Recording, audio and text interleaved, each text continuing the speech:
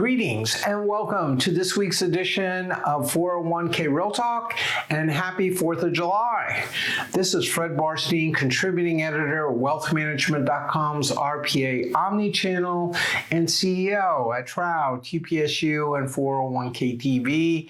I review all of last week's stories and select the most important and interesting ones, providing open, honest, and candid discussion you will not get anywhere else. So let's get real. First story.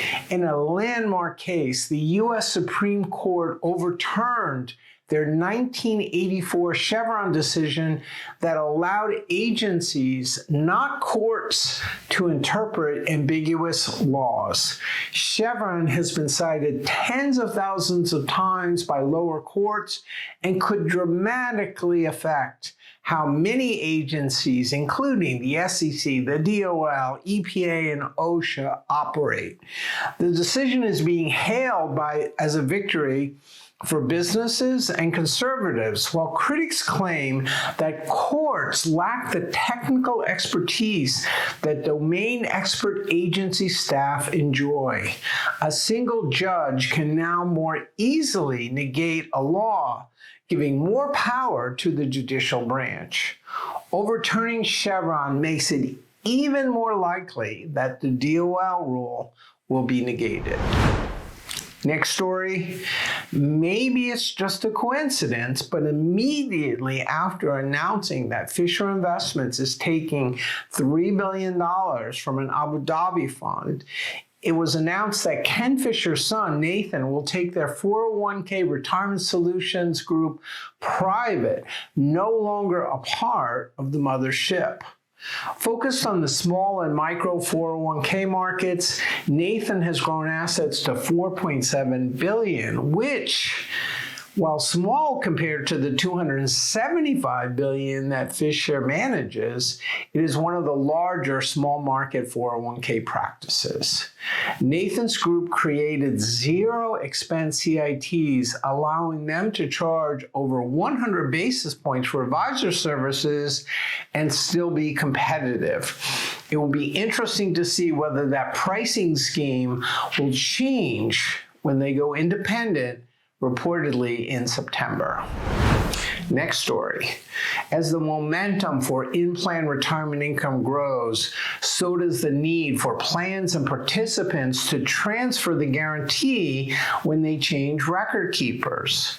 Rather than putting the burden on record keepers to build interconnectivity, middleware providers have emerged to do the heavy lifting. One of those firms, a relatively new fintech entrant, Mycruity, announced a $5 million investment from Credential, Tia, and State Street after previously raising $6 million from Pac Life, all eager to make retirement income more available in DC plans. Stay tuned as this industry tries to overcome many of the challenges that in-plan retirement income faces. Next story, led by concerns about the quality of service, M&A activity, and growth of plan sponsors, more plans, especially with $100 million, are likely to switch record keepers, according to a Cogent study with 1,300 plans ranging from $5 to $500 million in assets. Average tenure has dropped for larger plans 12% since 2022. Plans also cited concerns about investment fees, participant engagement, and cybersecurity. Record keepers are not immune from the war for talent, not only making high-quality talent scarce and more costly, resulting in diminished service. The intense provider consolidation has led plans to search for a new record keeper when theirs is sold. And plan sponsors might outgrow their provider as they add employees or buy other firms.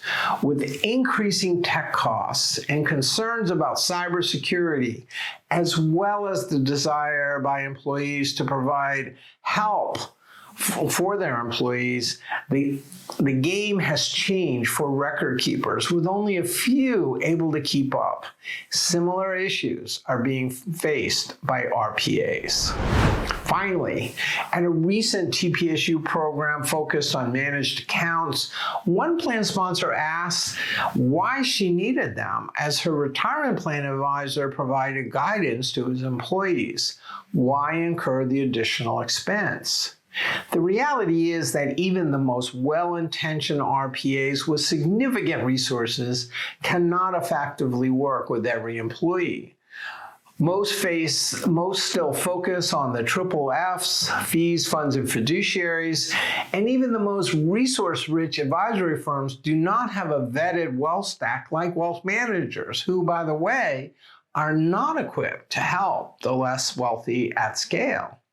Read my recent wealthmanagement.com column about how advisors can leverage managed accounts to create more engagement, without which the cost will be difficult to justify and may also lead to greater adoption of retirement income. So those were the most important and interesting stories from this week. I listed a few others I thought were worth reading, including NEPC questions whether the value of managed accounts justifies the cost. Largest target date providers continue to dominate.